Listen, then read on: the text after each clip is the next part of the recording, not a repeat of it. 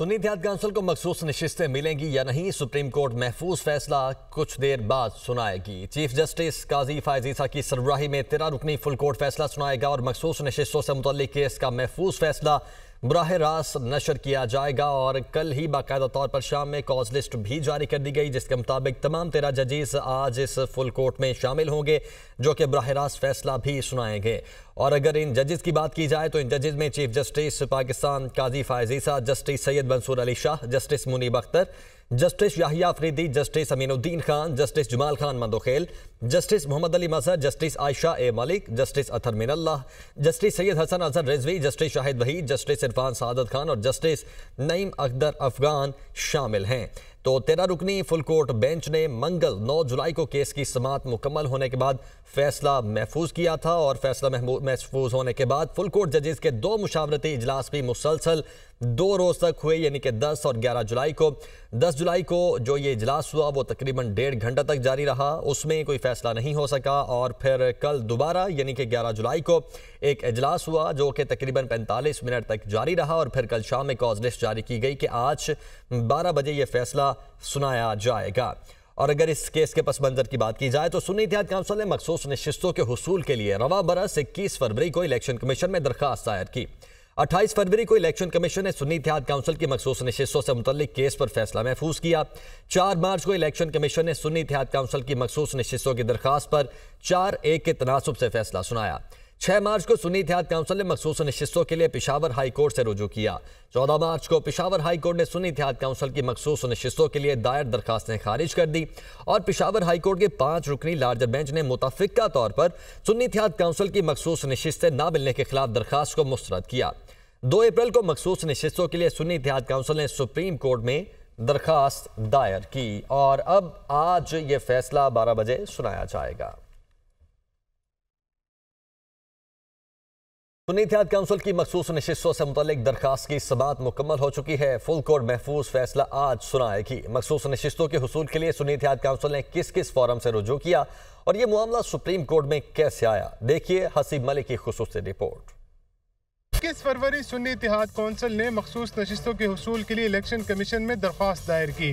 27 फरवरी मुस्लिम league नून, peoples party और MQM ने election commission में दरख्वास्तें दायर की कि सुन्नी इत्तेहाद को मखसूस नशिस्तें अलाट न की जाएं। 28 फरवरी इलेक्शन कमीशन ने सुन्नी इत्तेहाद काउंसिल की मखसूस नशिस्तों से मुतल्लिक केस पर फैसला महफूज कर लिया। 4 मार्च इलेक्शन कमीशन ने महफूज शुदा फैसला सुनाते हुए 4-1 के तनासिब से सुन्नी इत्तेहाद काउंसिल की दरख्वास्त मुस्तरद कर दी।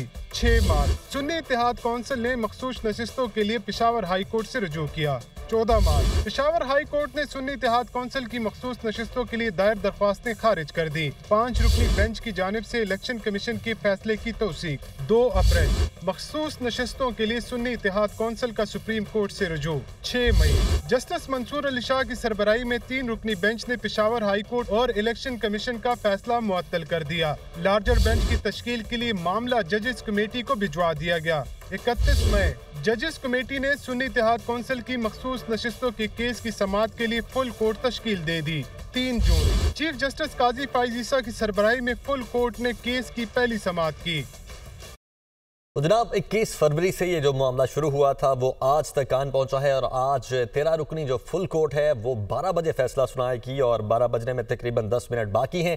कल की जो कॉज लिस्ट जारी की गई थी उसके मुताबिक अब ये 12 बजे फैसला सुनाया जाएगा। अदील वड़ाइच हमारे साथ मौजूद हैं। अदील बताएगा इस वक्त सुप्रीम कोर्ट के मनाजिर क्या देख रहे हैं। कोर्ट रूम नंबर 1 जहाँ पर यह फैसला सुनाया जाएगा, लाइट्स ऑन हो चुकी हैं, वहाँ पर इन्वायरमेंट सेट हो चुका है, जजेस आना शुरू हो चुके हैं, बताइएगा।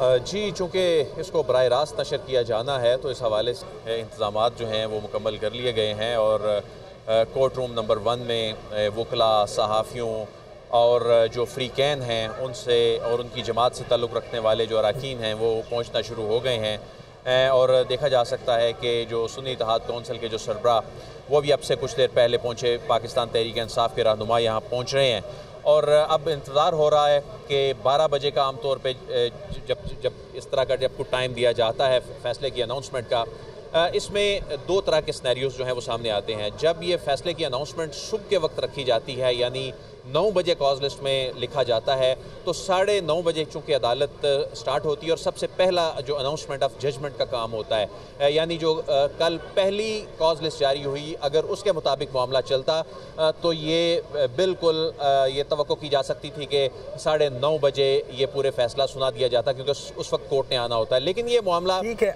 यहीं पे मैं आपको इंटरप्ट करूंगा। इस वक्त सुन्नी इत्तेहाद काउंसिल के जो अरकान हैं वो मीडिया टॉक कर रहे हैं। नाज़रीन को पहले वो सुनवाते हैं, फिर आपकी जानिब आते हैं।